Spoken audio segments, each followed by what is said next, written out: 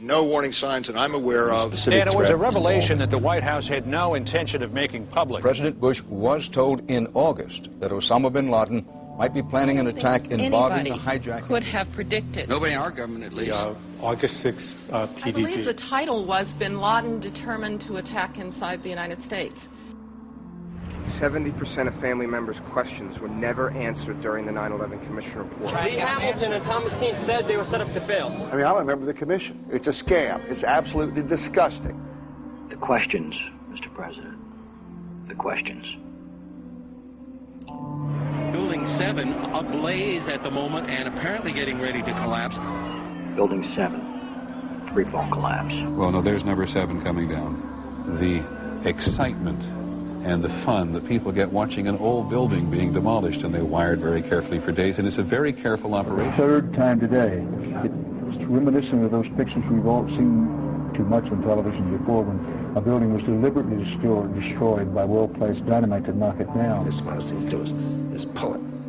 And they made that decision to pull, and then we watched the building collapse.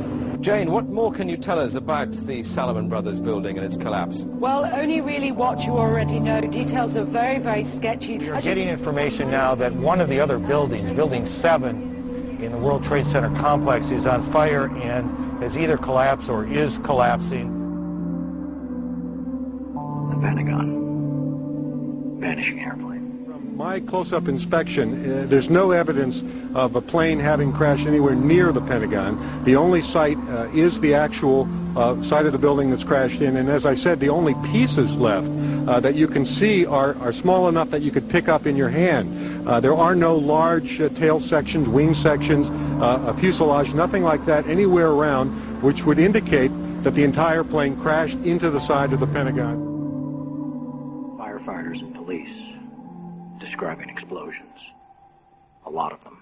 This is a secondary explosion. We've got numerous people covered with dust from the secondary explosion. Just floor by floor instead of popping out. It was if they had detonated. Yeah, as detonated. If they were planned to take down a building. Boom, boom, boom, boom, boom, boom, boom. Looks sort of like the building just demolished. Even if there was no secondary explosives in the building. Kind of like gunfire. You know, bang, bang, bang, bang, bang. And then all of a sudden, 3 big explosions. Do you know if it was an explosion or if it was a building collapse? To me, it sounded like an explosion. Chief Albert Turry told me that he tried to get his men out as quickly as he could, but he said that there was another explosion which took place, and then an hour after there was another explosion in one of the towers here. Sibel Edmonds, FBI translator, breaking her gag order.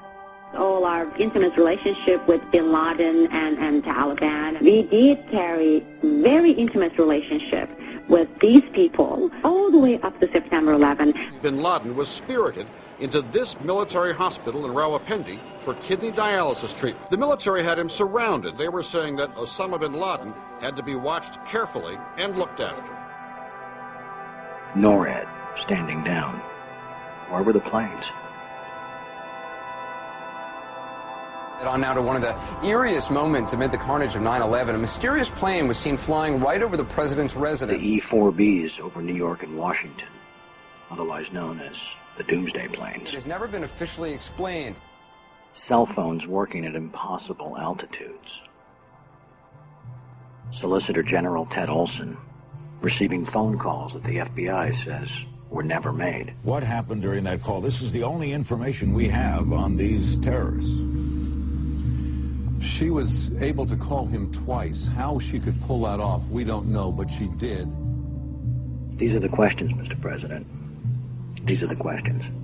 They go on and on. Good afternoon, Mr. President. I come to you today representing the families of the victims of September 11th, as well as millions of my fellow Americans. Hopefully by now you've had a chance to read my letter to you, 20 Minutes with the President, and if not, at least had its contents brought to your attention. We have questions, Mr. President. Lots of questions. A lot of them are detailed in my letter, but trust me, there are hundreds more questions. As my letter chronicles, sir, The 9/11 Commission itself says they were lied to, deceived, and essentially prevented from carrying out a real investigation. The people of the United States and the world demand the truth, sir. We have to continuously ask questions. That's what a patriot does. That's what a true American does. We ask questions. You, sir, have the power as well as the responsibility to initiate a truly independent congressional investigation into the events of 9/11 as well as its aftermath. We want our country back, Mr. President. Therefore, I'm not just calling on you and your team. I'm calling on each and every American citizen to wake up, stand up, and demand the truth.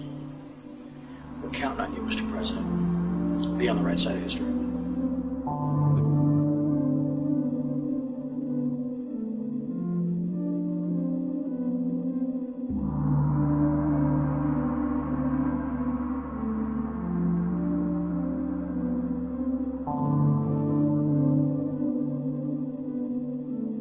Are you now saying that they weren't asking to block an investigation? An investigation must not interfere with the ongoing efforts to prevent the next attack. Senator Tom Daschle said last week that you called him several times and urged him not to investigate the events of September 11th. Tom's wrong. He has, I think, in this case, let's say a misinterpretation.